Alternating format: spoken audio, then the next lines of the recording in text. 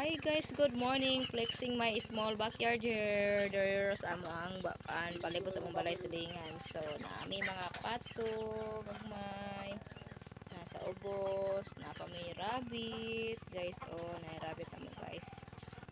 Hi guys.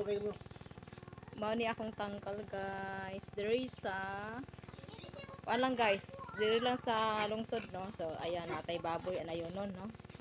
Baboy anayonon nya diri nga side na atay mga baligya ono na to no na mga bakten. Then diri sa pikas naapod tay anay nga mo anakay no.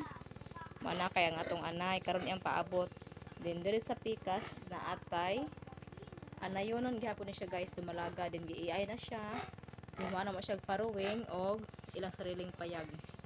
Then duha sila dinhi ka anayon ayan dumalaga no. Then dito sa pikas guys naamay pato diri no. Naamay diri mga pato diri sa pikas na nagbasa-basa naglapot-lapot.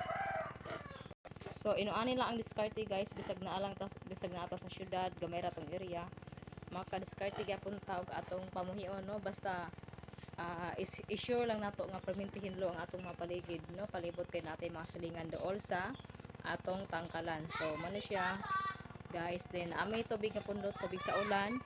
Then napod may sariling car wash no car wash para sa amo ang paghinlo sa baboy. Then kini among car wash guys diri mi nag-supply ng tubig sa culvert no sa balon na kung nakita ninyo na among gi-connect. Then diri nga side guys na amay crayfish tanawa guys among crayfish oh. Crayfish na mo ni siya daghan ko dihag mga breeders guys nga akong gipang butang no. So kanang uban diha nanganak na ang iyang anak ko sa pikas balay unya ako ipakita sa inyo ha guys nga diri nga side guys na ako yung mga buntis diri no upat sila ka buntis akong gilahi kay aron dili sila mag-away-away kay nakahibalo naman ta basta mga crayfish kinahanglan sila og naa sila sariling haydinganan kay maka teritoryo ni sila guys. Then kining crayfish nga fish pan ako guys na ako'y maisda oh diri ra gyapon ni siya sa akong babuyan tapada diba. So inuani lang guys mag-discard lang ta guys aron maka tukod tag business no bisag na lang ta sa baryo na ta sa syudad basta ma-discard lang ta na ta area nga 150 square meter ni akong area diri guys. Then mao ni napag-isipan ako nga naghimo jud ko og mini piggery no. So dili siya matawag nga mini piggery kay gamay lang gid siya kuno siya ka baboy nako diri nga akong anayonon mga upat. So no ani lang ang set up guys diri sa syudad no. So nakita niyo na sa pikas oh balay man gid na no.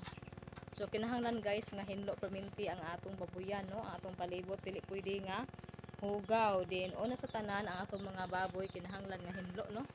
Kinahanglan gyud siya nga hinlo kay dili pwede nga dili hinlo sila guys kay natay silingan lagi guys dili pwede oh man siya. Then aside ana guys ipangbutangan ako mga uling no para ma-absorb ang ilang baho no sa ilahang kanang uling ang ilang baho silang kai. So to guys i-set up na ko ako ipakita sa inyo ang akong crayfish no kay akong crayfish guys nasugod po ko sa mga breeders karon na naghan na sila no. So diri atong tanawon diri guys mix na ang akong video guys kay wa ko lang ika-content ay daghan diha guys na nago guys na mga crayfish no. Diri nga side is buntis ang purpose aning net guys kana ako ni siyang butangan aron og mo taas ang tubig dili siya mga wash out no. So nagapon siya gamay nga drinanan dito guys sa tubig kung mo taas ang tubig pero gi-sure na ko siya butangan og net kay para safety ang atong mga isda og crayfish dili manglakaw no. So paggawas sa pultahan guys nakagapon ko yung mga manok diri then mao to ako yung mga pato din diri nag-start ko diri og rabbit guys no. Start ko og duha ka rabbit baik laki din plano ra ko na siya akong dugangan og duha ka bae aron managhan og dali. So na guys kung nakita ninyo guys na mga balay-balay ba ana diba na mga balay akong masilingan mo nang kinahanglan gud guys nga perminti gud hinlo ang atong kulungan guys.